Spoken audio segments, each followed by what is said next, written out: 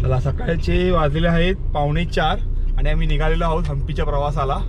गाडी घेऊन चाललेलो आहोत मी, आमची नेक्सॉन, टाटा नेक्सॉन. आमच्यासोबत आहेत ऋषिकेश खडसरे. आमच्या गाडीचे किलोमीटर किती झाले आहेत? हा, दिसत आहे 20 किलोमीटर. ठीक आहे. आणि पुढे जाऊन रुपेश आणि संदीपला आम्ही पिक करणार आहोत. चला भेटूया मग प्रवासात.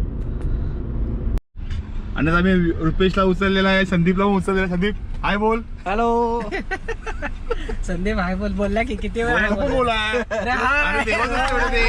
आणि आता निघत आहोत. आमचा सारथी आहे ऋषिकेश. सकाळचे 7 वाजलेले आहेत आणि आता आम्ही आहोत खेड शिवापूर रोडला.